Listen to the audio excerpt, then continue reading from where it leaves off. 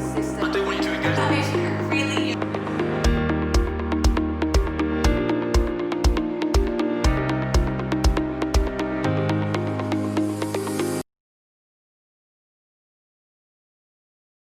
I am doing a bit of a crazy setup here because I always believe in reusing content. So I am recording on my screen. I got my buddy Gintz over here helping me out with recording over there. And it is in no way connected to the screen behind you. So hopefully I'm able to juggle. Let's see what happens. So much to cover and so little time. But I wanted to go into some of the things that I think has given me an extra step or an extra boost, which is working with lots of different people. And that ultimately comes down to building an amazing team. A little bit about me. I was the CMO of Valuer.ai. They fired my ass about a month and 3 weeks ago. So I am representing myself, Clint Marketing. It's basically been a pet project for a couple of years. So when I do a lot of these and I love getting in front of people, often people are like, hey, do you make money doing this? Do you want to charge us? And I'm like, yeah, let's do that. So I started this, and I also work on a company that I started called Architecture Quote, which is basically aggregating deals or leads for the architecture industry. So a little bit about me. You can tell by the accent, not Danish. I'm originally from Washington, D.C. I've been in Denmark for the last 4 years. I've co-founded 6 different startups. I think technically the number's at like 7 or 8, but I don't count stuff that fails after like 3 months. So yeah, it's been a wild ride. It makes me feel super old when I tell people I've been in the startup scene for 12 years, but it's part of the jazz. I was lucky enough to graduate in 2008 at the height of the economic recession, which means nobody's hiring brand new people in the workforce. So it was one of those just kind of, hey, this is how we have to do things in order to stay afloat. I consider myself a mentor, startup junkie. I don't like the phrase guru, but I call myself a growth hacker. I teach a lot of different things in a lot of different places. Last night, Gintz and I were over at CBS, KU, what are the other ones that are listed on there? ITU, DTU, CPH Business, Nordic Growth Hackers. Yeah, I'm all over the map. These are some of the projects that I work on. So that's Architecture Quote up there. Hit me up if you want the slides, unless you're an agency. No dice. That's kind of the industry that I'm in now. I teach a 2-day masterclass over at Talent Garden, which is essentially a lot of the stuff that I'm going over here, and obviously much more. So if you really hate my voice, you're probably not going to enjoy the course. But it's just 16 hours of me going like this. And Taylor Ryan I.O. is basically where people can find me in order to get me on stage and that kind of stuff. So my goal for today is plain and simple. I'm trying to provide value. I want to give people something to walk away with. So even if you're not in a hiring manager position, I still want to go into some of the growth hacky stuff. So when I first talked with Dino, who's organizing a lot of this stuff, he was like, well, what do you want to do? And I'm like, hey man, I go where I'm needed. So what area do you want to speak on? And I threw out a couple of things, and he's like, how about building teams? And I'm like, it's not really technical, but okay. So I want to show how I've used a lot of marketers in order to really grow a brand and essentially build something out of zero. So understanding the audience itself and why people are here is super important for me. So the idea is I'm trying to get a feel for the audience. How many people actually have a team underneath them right now? Oh, all right, it's a good room then, cool. How many people work in startups? All right, my people, cool. Okay, very good. And how many people consider themselves growth hackers or technical marketers? All right, a few, nice. We went from a lot down to very little. Cool. I like to kind of give my own definition because it becomes like bullshit buzzword bingo when you start looking at competencies within marketing, which is incredibly frustrating when everybody uses the phrase growth hacking. To me, it's basically applying bootstrapping in order to get something done. So it's doing the most with the least amount of time, the least amount of resources to get the biggest results. What is the biggest effect that I can get with spending the least amount of money and time so I can continue to rapidly get things done? It's instead of a 1-for-1 approach, it's a 1 for 50, 1 for 1,000, 1 for 100,000. So the analogy that I always give when people maybe aren't in the world of marketing that I think is a bit more clear, it's basically the difference between theoretical and practical. So let's say that your car breaks down and you need to bring it to the mechanic, and there's 2 mechanics on staff. One has read every book about fixing your particular car over the last 5 years, but has never actually gotten under the hood. The other one has fixed every single element of that vehicle that you drive over the last 5 years and can basically take it apart, put it back together with their eyes closed. I want the second person to work on my car because they know what they're doing. They've been through all of the trial and errors and all the problems. They've confronted these scenarios. That's where growth hacking actually lives. It's doing the work. It's getting the experience. Whenever I'm trying to inspire new marketers, and often most marketers when they're getting into our field don't really know exactly what they want to do, but I think it's building up from a core base of something they're interested in. So for a lot of people, it might be writing, content. So nothing within the world of marketing lives on its own. There is no island when it comes to marketing or growth hacking. So if you get good at one thing, you can start to apply it to all the others. So if you understand content, that means you got a pretty good shot at understanding how PR and amplification work. After you understand that, maybe you can start touching some of the technical sides of SEO. You understand that, and we can start applying it to more and more and more and more. I want somebody that wants to learn everything and absorb everything all the time. We can't be one narrow area. We need to be an understanding person of all things, but have a core competency. A lot of people use this T-shaped marketers thing, but because my name's Taylor, I'm like, I don't know. It's weird. So I want to go into building a marketing team because I've had relative success with this. I basically have scaled 4 different startups, small companies here in Denmark. So Planday, Genie Belt, Actimo, and then Valuer. Valuer was voted best new startup in Denmark, and I honestly credit the people that worked with me, the really new interns that just wanted to learn, more so than anybody else in that company, because honestly, they did the work. So here's what a really, there we go. Here's what a bootstrap team looks like. Not the guys on the right. That's exciting to get new suits, but this is what it's breaking down to. So it's a graphic designer. I need somebody to help me with visuals. Super important. Every piece of content should have a visual element, even if it's a podcast. I need that title screen. A content writer, somebody that's a storyteller, somebody that can give an edge to something, somebody that can play with words. SEO/growth hacker, we have to be able to understand how to get amplification going and reach people that are within our target group, within our audience, and actually get them to see what we're putting out. Because you can write the greatest piece of content in the world, but if nobody finds it, who gives a shit? Videography. Everything is so visual nowadays. That's why I'm recording this. And any presentation that you do, why not throw it out to the world? Front-end development and back-end development, honestly, in this day and age, I need people that can help me convert, optimize, and streamline processes. That means I'm building resource sections. That means I need landing pages, and then I need to A/B test everything. I need something in the way of Google Tag Manager attached to every form and make sure that I'm technically there. So much easier to go through my own person than be like, well, whenever product's finished with that thing that they were working on, and it's like, no, you're marketing, go back to your desk. We do product. This is a way for me to kind of circumvent that. So again, I've been an intern, and I know that some people are a little apprehensive about this, but this is one of the greatest things about Denmark, aside from obviously not having to pay for school. I came out of my education with 4 years of student loan debt, ultimately $45,000. But a lot of schools in Denmark basically require a 3-month internship in order to graduate. So the idea is, hey, why not come hustle with me? I got what you're looking for. So you essentially are getting more work done with less.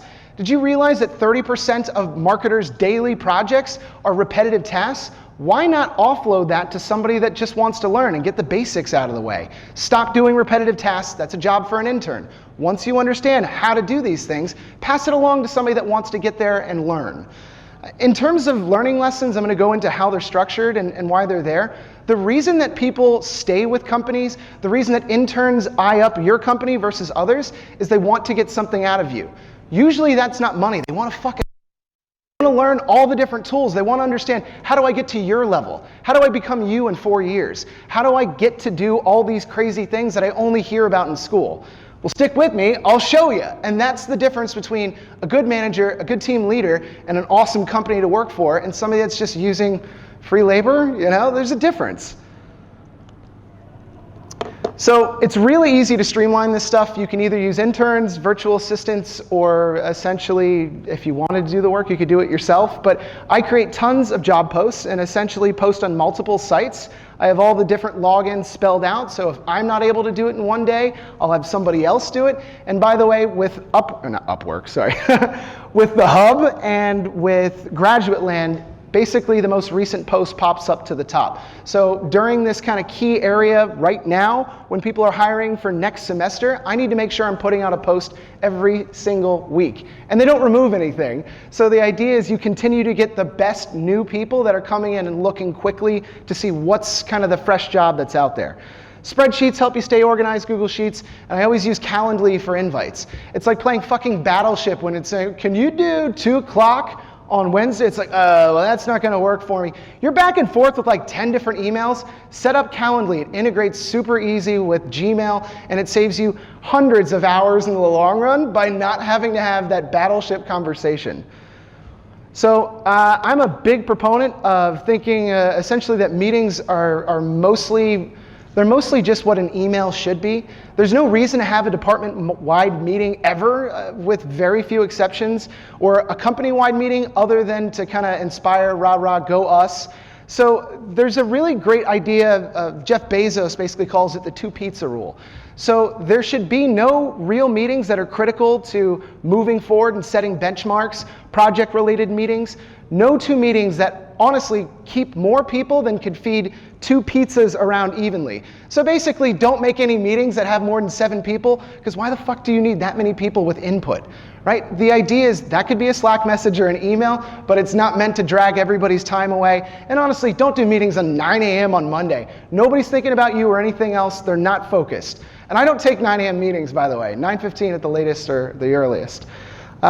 I do meetings once a week for my departments. I sometimes will do once every 2 weeks, but I keep it really simple within the marketing department. I basically ask everybody to go in on a Google Sheet, tell me what you worked on last week, tell me what you're working on this week, tell me what you need help with. Boom, boom, boom, boom, boom. Never longer than 45 minutes and we're out. And that's when I had 30 marketers over at Valuer. Right? So over the span of the year and 8 months that I was there, we went through 120 marketers, which is way too many. But the reality was, I got to pick and choose the best of the best. And unfortunately, I had to say goodbye to some amazing people, but I've definitely set them up with a lot of different projects. I've given them jobs through references and made sure to say, hey, do you know anybody that does, like, fuck yeah, Cindy's amazing, go hit her up. The idea is that I want to be the manager that I never had, and I'm gonna go into detail later, but yeah. So choosing the right marketers can be really difficult, especially if there's salary in play and you only get a few months to really figure out if you like them, and it's really hard to get rid of people. So I measure something called the CLAMS exercise. Little side note, I won a $4.3 million government contract to basically teach veterans how to get back to work. And the idea is, I'd like to think I know what I'm talking about. So we kind of derived the main interests in terms of jobs into 5 areas. So challenge. It's essentially what drives you. Are you interested in learning? Are you passionate about this company, this job? Second one, location. Some people just want to not have a commute. And that's a big thing where I come from. I'm from Washington, D.C., and I got to tell you, second worst traffic in the United States besides LA. Really rough. Advancement. Some people are ambitious as shit, and they just want to be at the very top at some point. These are overachievers, and I love that, but that shouldn't be the only driver. Money. Some people, especially when you're fresh out of school, it's like, man, I want to make that money, you know, and I get that because I was there. And that's why I jumped into sales to start with. Security. Some people just want to be with a place that they can stay with forever and never be fired. And I can certainly understand that. And these priorities change when life events happen, whether it's having a kid or taking care of a sick parent or something to that effect. This is one of my favorite posters. I worked in a government consulting firm, basically a really bad place. But they had a ton of these stupid posters on the wall. Motivation, you know, and it's supposed to give somebody like a feeling of like, yeah, we're gonna do this. I love this poster because it basically says, if a pretty poster and a cute saying are all it takes to motivate you, you probably have a very easy job, the kind that robots will be doing soon. It's a long way to go to say that don't waste your time on these silly things that really don't actually motivate people. These rah-rah, go us moments are really fleeting and are not memorable. It's more one-on-one. I do think I asked Dino if it was possible to throw it through on Slido to ask which one of these kind of areas are your biggest motivators. I'd love to find out the results on that. If we don't have it, we can move on. Cool. Assigning projects. So, I think we're good. Okay, assigning projects. So when I sit down with somebody who's at their first day, I ask them a very simple question. What do you want to learn? What is it that you want to get better at? And I don't accept, I want to do strategy. Because strategies, like, what does that even mean? Like, what part of an internship has to do with strategy? It's like, well, I want to tell other people what, we should be putting our time into. I had an intern tell me that they want to focus on how we can put together a go-to-market strategy for the United States. They were from Lithuania. And I'm like, interesting, I'm actually from there. I'm not sure what your insights are going to be, but it's probably not a good use of either of our time. So I push people in the general direction that they're already leaning, and I give them a choice of 3 projects. So if you're a designer, let's give you 3 different projects. One might be an infographic, another might be blog post, feature images, and maybe one more is a social post. And whichever one they choose, they own that. The idea is that if they start struggling with these things, I get to point back to it and say, hey, this is the one you chose. I thought you wanted to do this. And that basically keeps them motivated. So it's a roundabout psychology way of basically saying, look, you call the shots here. Who am I? And you should have enough projects to go around regardless. There's never enough time to get enough stuff done. But essentially, it gives autonomy. It makes the project their own, which they do give a bigger shit about. And honestly, it's a cool way to do fairness. It gives them the feeling of like, hey, like somebody actually asked me what I think, which honestly doesn't happen in most early jobs. And honestly, again, they are far less likely to give up. I kind of alluded to this earlier, but again, strategy's nothing, right? If you haven't built up kind of the dirt underneath your fingers, I don't think you have any play in terms of what you think actually should be going on here. Now, of course, I'll take any suggestion. And if you can show me why a project idea can work, let's go for it. Fuck it. Who am I to say no? If you really want to own this and this is your jam, yeah, go for it. Like, I don't care if we fuck it up. Like, it's not a big deal. We can change it tomorrow and take it down. Not a big deal. But I do think ideas are junk. Execution is everything, because we could sit in this room for at least 3 hours and come up with all the most brilliant ideas in the world. But if nobody actually does the work, then none of this matters. None of it. In terms of managing, I realize that I have a bit of a flair to me. I can be loud. I think the most important thing to realize is that some of the things that stick with us are really, really quite bizarre. So my first job as an intern, I was 16 years old. I worked for a company called Kids Online with a Z instead of an S, so you know it's cool.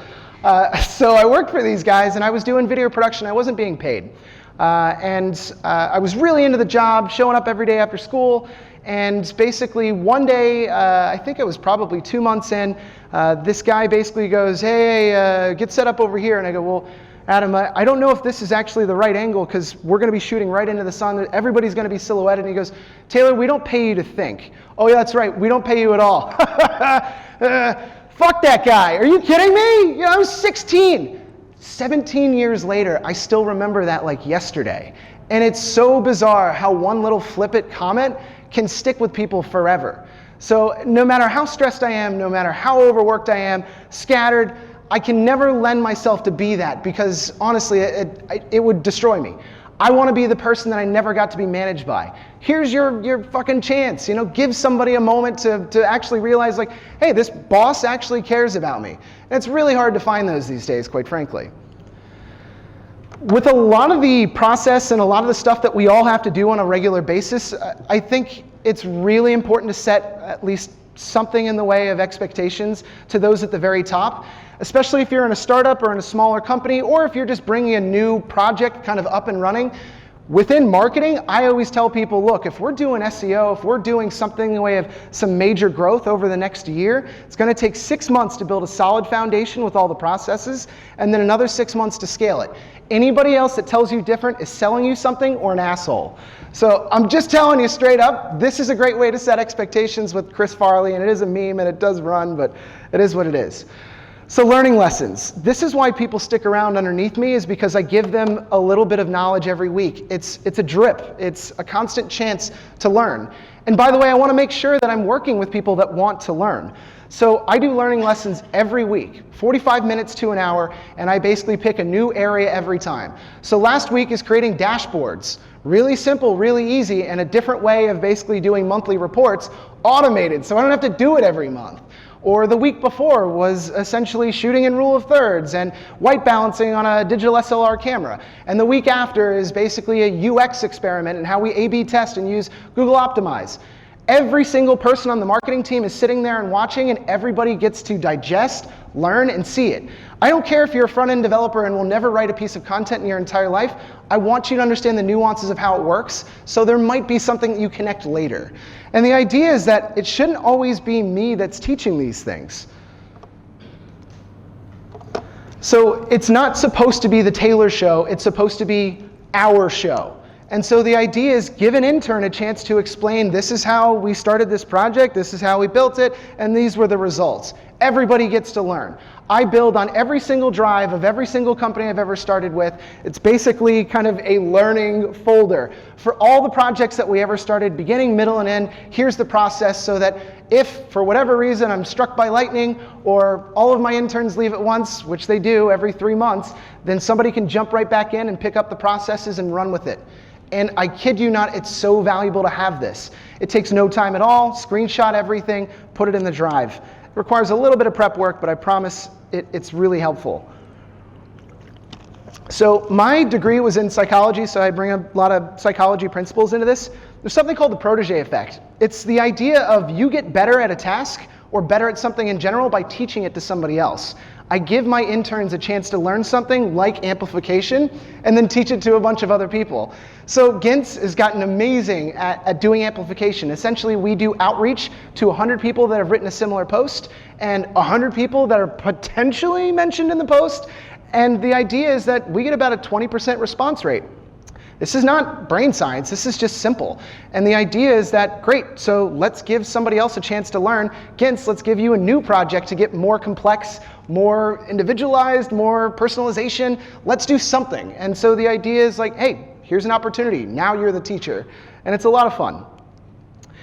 So I had a really strange question last night when I was teaching over at CBS. This girl's like, how do you know all this stuff? And it's a really simple answer. It's just doing the fucking work. Like, it's not sexy. So this is what my weekends look like.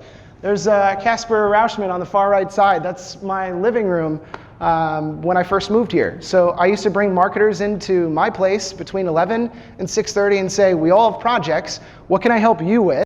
If you want to hustle over there, that's cool. I'm going to hustle over here. And let's work together, even though we have completely different projects, completely different outcomes. Many of these that's a coffee shop, that's Founder's House, this is Talent Garden. I teach my course, the master class, in order to get free rent.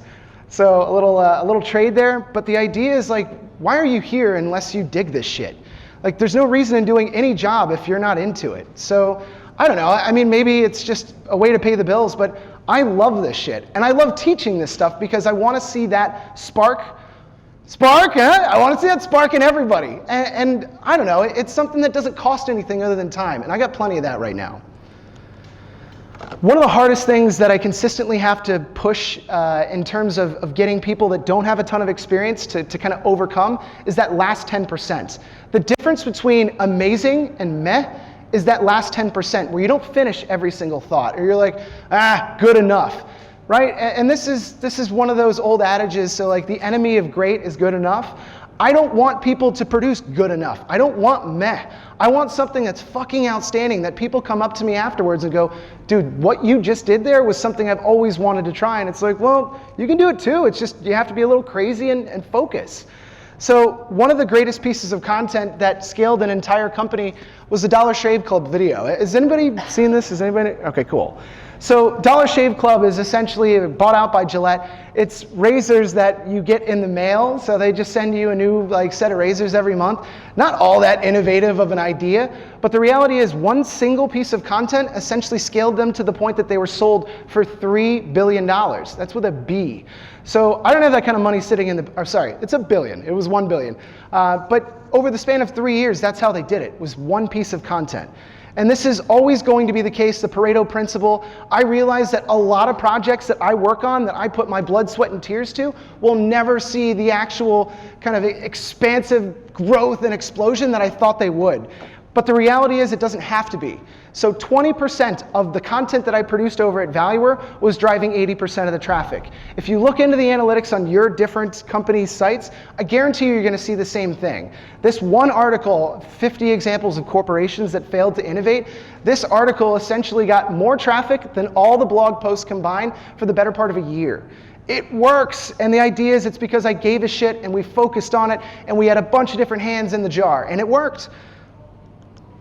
So one way to take a look at what your competitors are doing really well and potentially steal it and make a better version of it, this is called the skyscraper technique by Brian Dean from Backlinko. The idea is throw your competitors into Ahrefs, hit top content, and see what they're doing really well. The idea is that if you build a better version of that, you're essentially taking your competitor's best player and you're making him play for your team. And the idea, quite frankly, is not stealing. It's basically saying, I know you're really good at this, I want to be better at your best thing. And it's scary, and it works, and I've seen it work against me as well. CB Insights is essentially one of the competitors of Valuer. They did the same thing, but with products instead of corporations that failed to innovate. Pretty clever stuff. And another kind of side way of doing this that I find really fascinating is get this within publishers within your industry, folks that are putting out a ton of content. And you'd be surprised. This is the foundation for essentially building more on social media, more in different channels. Maybe you got a podcast, but it continues to scale no matter how you frame it. It's the best stuff, the most engaged stuff on any platform that you can eventually use on your own. And it's fascinating to see it work. So I want to do a little bit of growth hacky kind of stuff, so I'm going into some social media hacks real quick. So social media has changed over the last 10 years. Everybody's focused on this meaningful engagement kick. So you'll see that over the coming years, Instagram's idea of basically removing the likes and only going for comments, it's going to throw a lot of people off, but there's a reason behind that. It means that somebody actually gave a shit more than a tap. And by the way, that tap of a like has been dwindling since the early 2000s. People like less shit less of the time.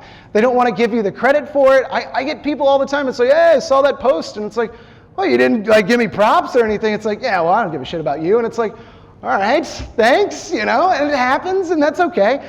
But I think you should think about, what can I do in order to get people talking? What can I do to engage people? And one of the most frustrating things that I think all of us are dealing with if you're doing anything related to social media is the lack of reach. So organic reach, according to a number of surveys, people are like, yeah, it's about 2% on like company pages. No, it's not. It's far from that. It's 0.002% of whatever you post gets an impression to the people that are actually following your page. So the reality is nothing that you do on those company pages matters at all. I promise it doesn't. So the best way to get followers on LinkedIn, here's the secret, post more job ads. That's how you get followers. Womp womp, and that sucks. Who wants to do that? Just to trick people into following your page because you might post another job that's related to them? Meh. So I want to show a couple of different things on how to do that, but I also wanted to dissect really briefly Facebook's algorithm when it loads. So Facebook's algorithm really simply is basically taking inventory of other content that's hitting basically at the same time and trying to diversify so you can't have 1,000 videos hitting your newsfeed all at once. It's checking the signals. So what is my history as a publisher and somebody that's putting out content against the demographics that I tend to actually get the most engagement? So if you're trying to sell to somebody that tends not to engage with your stuff historically, they're not going to engage with it in the future because they're not seeing it. And then it has kind of a predictive element, which is what is the core of this post and what are the opportunities for it to actually get people into conversations. So I wanted to show an example of folks that are actually doing a real good job at social media. I wish I had more time, but this is just one example. This is Wendy's. Wendy's is a smash mouth, crazy brand when it comes to promotions. And on Twitter, they're dirty. And I love it. I think it's clever as shit. And the idea is they're not like, hey, we're doing a deal on our new bacon chicken sandwich. Fuck that. They're just messing with people. And they get far more engagement doing that than anything else. And the idea is that, hey, it's still known as Wendy's brand. It has a subconscious impression rate. And the idea is it takes 8 to 20 different impressions in order for you to make a buying decision. But if they continue to find something that might excite you, might make you laugh, they've already won the game. And you need to be thinking about this as marketers. You want to entertain, and you want to get your customers to potentially ask questions about what it is that your brand stands for. So some simple ways, if we all have to think ourselves of how to get real engagement, here are a couple of quick techniques. So I think personal versus company is going to be the new frontier. So the idea is that promoting your brand, your company, yourself is going to consistently get more engagement, more likes, more comments, more friend requests, more reach over time than anything you could do on your company page. I don't see any company pages ever going viral on social media anymore. And the reason is because they're not trying to give you the chance to do that. You got to pay for it. And I'm not doing that. I had an interesting question when I gave this talk out in Sweden, and essentially the person was like, well, what if the communications department doesn't want you to say stuff about your company? Then you need to get the fuck out of that organization because you should love where you work. I mean that. If you like what you do, then you're already a step ahead of most. And I want to be in a company where I can talk about how jazzed up I get about our product. So think about that if you're in the communications department. Last little bit, tons of different things on basically reusing content. So every single post that picks up and has at least, I'm looking at maybe 50 to 60 engagements, I re-release every 3 weeks. Because if it worked 3 weeks ago, it's going to work 3 weeks from now, and then the 3 weeks later. And I also basically reuse content all the time. So every great blog post turns into an ebook. And by the way, Tripwire content, I capture your email address in order to download something you can find on my blog, no problem. This continually works, and it's crazy, and people continue to engage with it. Re-release everything all the time. I don't think I have enough time. I know, right? How much, do I have like 2 minutes? Okay, I'll go a little longer. So this was one of the ways that I taught over in Malmö. And you would have thought that I was explaining to people how to cook like meth in their kitchen or something, because people were squirming. So this is essentially stealing the most engaged content on social media groups and making it work for yourself. So first stage is discovery. I need to find the most engaged groups within my niche, my industry, and start lining them up so I know how to find the most engaged content. I go through and either use Upwork people or interns. So Upwork people, $4 an hour to go through, and basically give me the URL, the link to the most engaged posts. Those happen to be visual, consistently visual, and I basically can then put those in a spreadsheet, download the visuals, and make sure that I am putting out content that's relatively similar. Controversy works, call to actions, lots of questions, memes, that kind of stuff. Starts to look like this. Don't do this for video because you get slapped. And then I tweak it, right? So I make it my own. The concept is very simple. If I can basically take somebody's message, redirect it and make it look original and brand new, wrap it in tinfoil and call it low fat, then I win. The next stage is then swapping it out after you post it in these highly engaged groups.